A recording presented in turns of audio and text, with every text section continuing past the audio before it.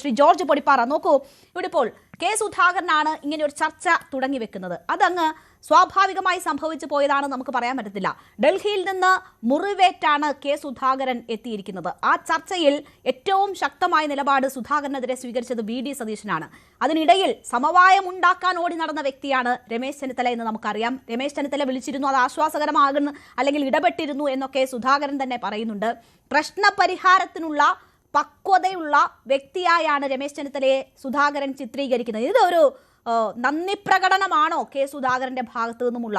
അങ്ങനെ നിലപാടുകൾ എടുത്തതിനോ പറഞ്ഞതിനോ ഒക്കെയുള്ള നന്ദി പ്രകടനമായി കെ സുധാകരന്റെ ഇപ്പോഴത്തെ ഈ പ്രസ്താവനയെ കാണണമെങ്കിൽ അത് വരും ദിവസങ്ങളിലും കൂടുതൽ ശക്തമാകാനാണോ സാധ്യത? ഈ തെരഞ്ഞെടുപ്പ് രംഗത്തും KS ബ്രിഗേഡിനുള്ള സന്ദേശമായി അത് മാറുമോ? രേണു, ഈ കോൺഗ്രസ് എന്ന് പറയുന്ന പാർട്ടിയെ കുറിച്ച് രേണുവിന് കാര്യമായിട്ട് അറിയാലോ. ഇതിന്റെ ചരിത്രം പരിശോധിച്ചാൽ ഇത്തരത്തിലുള്ള പരാമർശങ്ങളൊക്കെ AICC പറഞ്ഞാലും KPCC നിർദ്ദേശം കൊടുത്താലും പലപ്പോഴും നേതാക്കള് പല ഘട്ടങ്ങളിലും ഇങ്ങനെ ചില കാര്യങ്ങളൊക്കെ പറയാറുണ്ട്. ഇതൊന്നും ഈ പാർട്ടിക്കകത്ത് വലിയൊരു ആനക്കാര്യമായിട്ട് എടുത്തിട്ടും കാര്യമില്ല.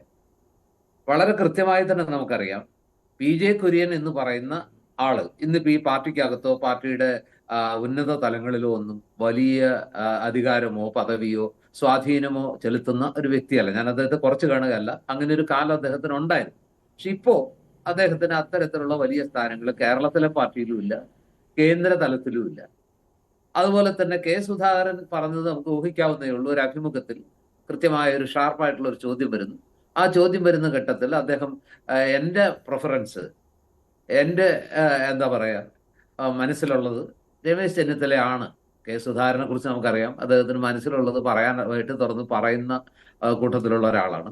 മാത്രമല്ല, ഏറ്റവും ഒടുവിൽ നടന്ന സുധാകരന്റെ നിയമസഭാ സ്ഥാനാർത്ഥിത്വ ഡിമാൻഡുമായിട്ട് ബന്ധപ്പെട്ട് നടന്ന എപ്പിസോഡുകളിൽ കെ സുധാകരൻ ഇപ്പോഴും വിചാരിക്കുന്നതിനകത്ത് ഏറ്റവും കൂടുതൽ തനിക്കെതിരെ അല്ലെങ്കിൽ MP മത്സരിക്കേണ്ട എന്നൊരു നിലപാടെടുത്തത് പിന്നിൽ ആ തീരുമാനത്തിലും അതുപോലെ തന്നെ അദ്ദേഹത്തെ KPCC പ്രസിഡന്റ് സ്ഥാനത്ത് നിന്ന് നീക്കിയതടക്കമുള്ള വിഷയങ്ങളിലെല്ലാം അദ്ദേഹത്തിനെതിരെ പ്രവർത്തിച്ച അല്ലെങ്കിൽ അദ്ദേഹത്തിന്റെ താല്പര്യങ്ങൾക്ക് വിരുദ്ധമായിട്ട് പ്രവർത്തിച്ച ഒരാളാണ് പ്രതിപക്ഷ നേതാവ് VD സതീശൻ എന്നുള്ളൊരു ഉൾബോധം അദ്ദേഹത്തിന്റെ ഉള്ളിലുണ്ടാകാം. അത് സ്വാഭാവികമാണ്. അതുകൊണ്ട് തന്നെ VD സതീശനാണോ രമേശ് ചെന്നിത്തലയാണോ മുഖ്യമന്ത്രി ആകേണ്ടത് എന്ന് ചോദിച്ചാൽ വളരെ കൃത്യമായിട്ട് തന്നെ നമുക്കറിയാം, സുധാകരന്റെ ചോയ്സ് എന്ന് പറയുന്നത് രമേശ് ചെന്നിത്തലയാകും. കാരണം എല്ലാ വിഷയങ്ങളിലും സുധാകരന് കുറച്ചുകൂടി തുറന്ന പിന്തുണ കൊടുക്കുന്നു. അദ്ദേഹത്തെ അനുനയിപ്പിക്കാനും അദ്ദേഹത്തിന്റെ ഫ്ളാറ്റിൽ പോയി കാണാനും ഒക്കെ ശ്രമിച്ചത് രമേശ് ചെന്നിത്തല ആയതുകൊണ്ട് ആ രീതിയിൽ അദ്ദേഹം പറയുന്നതും അസ്വാഭാവികമല്ല. അതും ഞാൻ വിചാരിക്കുന്നത് വളരെ സ്പോണ്ടേനിയസ് ആയിട്ടുള്ള വളരെ സ്വാഭാവികമായിട്ടുള്ള ഒരു പ്രതികരണമാണ്. പക്ഷെ യഥാർത്ഥത്തിലത്തെ പ്രശ്നം എന്തായിരുന്നു? ഇവിടുത്തെ ഏറ്റവും യഥാർത്ഥ പ്രശ്നം എന്താ? കോൺഗ്രസ് ഹൈക്കമാൻഡും അതുപോലെ തന്നെ കേരളത്തിലെ കോൺഗ്രസ് നേതാവും UDF-ഉം വളരെ കൃത്യമായി തന്നെ എടുത്തിട്ടുള്ള ഒരു തീരുമാനം, ഒരാളെ ഏതെങ്കിലും ഒരു വ്യക്തിയെ, അത് പ്രതിപക്ഷ നേതാവോ മുൻ പ്രതിപക്ഷ നേതാവോ അല്ലെങ്കിൽ KPCC പ്രസിഡന്റോ അതുമല്ലെങ്കിൽ AICC-യുടെ സംഘടനാ ചുമതലയുള്ള ജനറൽ സെക്രട്ടറിയോ, അങ്ങനെ ഒരുപാട് ആളുകളൊക്കെ മുഖ്യമന്ത്രി സ്ഥാനത്തേക്ക് ഒരുപക്ഷെ അവരൊക്കെ ആഗ്രഹിക്കുന്നുണ്ടാകാം. അവരുടെയൊക്കെ പേരുകൾ അണികളുടെ മനസ്സിലും ഉണ്ടാകാം, സംഘടനയുടെ മനസ്സിലും ഒക്കെ ഉണ്ടാകാം. പക്ഷെ തൽക്കാലം ഈ തെരഞ്ഞെടുപ്പ് പൂർത്തിയാകുന്നത് വരെ ഈ തെരഞ്ഞെടുപ്പ് ഘട്ടത്തിൽ, പ്രചരണ ഘട്ടത്തിൽ ഒരു മുഖ്യമന്ത്രി സ്ഥാനാർത്ഥിയെയും ഉയർത്തിപ്പിടിച്ചുകൊണ്ട് പ്രചരണം നടത്തേണ്ടതില്ല. മുഖ്യമന്ത്രിയെ തീരുമാനിക്കുന്നത് തെരഞ്ഞെടുപ്പിന് ശേഷം ഭൂരിപക്ഷം കിട്ടിയാൽ മാത്രം ആലോചിക്കേണ്ട ഒരു വിഷയമാണ്.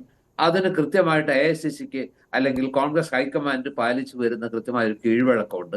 ആ കീഴ്വഴക്കം എന്ന് പറയുന്നത് നിയമസഭാ കക്ഷിയിൽ എത്തിപ്പെടുന്ന കോൺഗ്രസ് MLA-മാരുമായി ഹൈക്കമാൻഡ് പ്രതിനിധികൾ ചർച്ച നടത്തി അല്ലെങ്കിൽ അവരുടെ അഭിപ്രായം ആരാഞ്ഞ് അതിൽ മുൻതൂക്കം കിട്ടുന്ന, അതിൽ ഭൂരിപക്ഷം കിട്ടുന്ന അവരുടെ ഹിതം ആർക്കനുകൂലമാണോ അതനുസരിച്ച് മുഖ്യമന്ത്രിയെ തെരഞ്ഞെടുക്കാം എന്നാണ് കീഴ്വഴക്കം.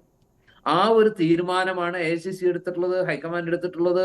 കേരളത്തിലെ നേതാക്കളെല്ലാം അല്ലെങ്കിൽ കേരളത്തിലെ പാർട്ടിയും അതാണ് അംഗീകരിച്ചിട്ടുള്ളത്. അതുകൊണ്ടാണ് ആരെയും ഉയർത്തിപ്പിടിക്കാതെ, ഉമ്മൻചാണ്ടിയുടെ പേര് പോലും നേരത്തെ അങ്ങനെ ഉയർത്തിപ്പിടിച്ചുകൊണ്ട് സംസാരിച്ചിട്ടില്ല, അല്ലെങ്കിൽ തെരഞ്ഞെടുപ്പിനെ നേരിട്ടിട്ടില്ല. പക്ഷെ നമുക്കറിയായിരുന്നു, നേരത്തെ എൻ്റെ പ്രിയപ്പെട്ട സഹപ്രവർത്തകൻ കൂടിയായിരുന്ന ശ്രീ ജേക്കബ് ജോർജ് പറഞ്ഞതുപോലെ കഴിഞ്ഞ തവണ UDF ഭൂരിപക്ഷം കിട്ടിയിരുന്നെങ്കിൽ നാച്ചുറൽ ആയിട്ട് തന്നെ ഉമ്മൻചാണ്ടി ആയിരിക്കില്ല മുഖ്യമന്ത്രി എന്ന് അദ്ദേഹത്തെ പോലെ തന്നെ ചില ചർച്ചകളിൽ ഞാനും പറഞ്ഞിട്ടുള്ളതാണ്. കാരണം നാച്ചുറൽ ചോയ്സ് ശ്രീ രമേശ് ചെന്നിത്തലയാണ്.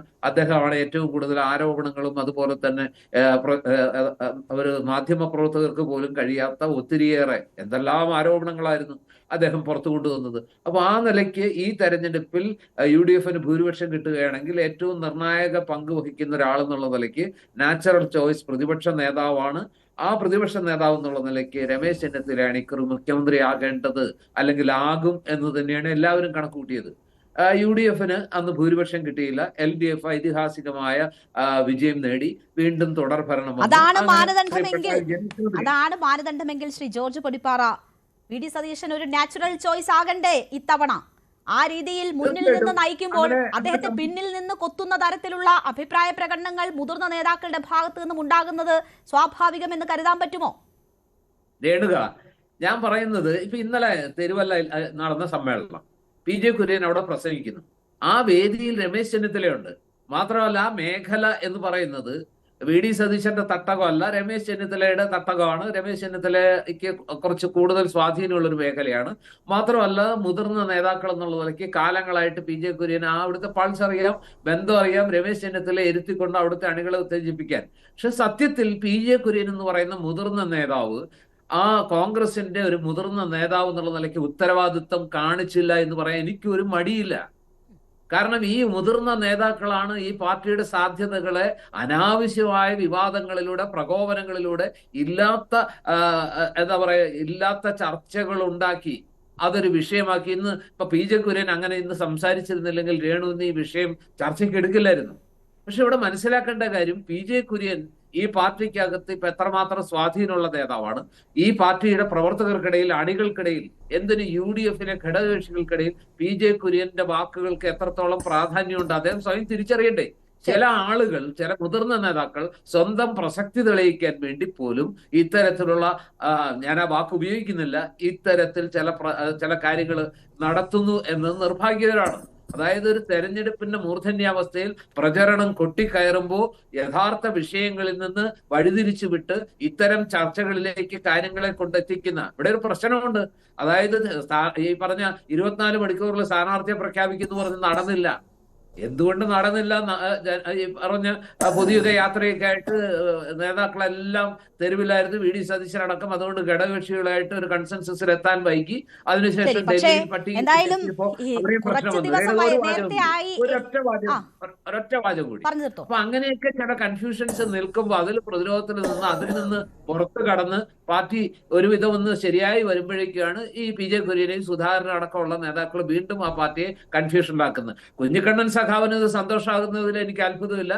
കാരണം ഇപ്പുറത്തുണ്ടാകുന്ന എന്തും മറുപക്ഷത്ത്, പ്രത്യേകിച്ച് ഒരു കട്ട് ത്രോട്ട് കോമ്പറ്റീഷൻ നടക്കുമ്പോൾ ആയുധമാകുന്നത് സ്വാഭാവികമാണ്. അദ്ദേഹത്തിന് ആഹ്ലാദിക്കാനുള്ള ചെറിയ വകയുണ്ട് ഇതിന്. പക്ഷെ അതൊക്കെ പെട്ടെന്ന് കടന്നു പോകും. രമേശ് ചെന്നിത്തലയും VD സതീശനും അതിന് കൃത്യമായ വിശദീകരണം നൽകിയിട്ടുണ്ട്. ഹൈക്കമാൻഡും അക്കാര്യത്തിൽ കൃത്യമായ തീരുമാനം എടുക്കും. അത് തന്നെയായിരിക്കും നിലപാട്. അതുകൊണ്ട് അതിൽ കടന്നു പോകുമോ എന്നതാണല്ലോ ചോദ്യം. ശ്രീ ഫസലുർ റഹ്മാൻ, കൂടുതൽ വാർത്തകൾക്ക് News 18 Keralam YouTube channel subscribe ചെയ്യുക.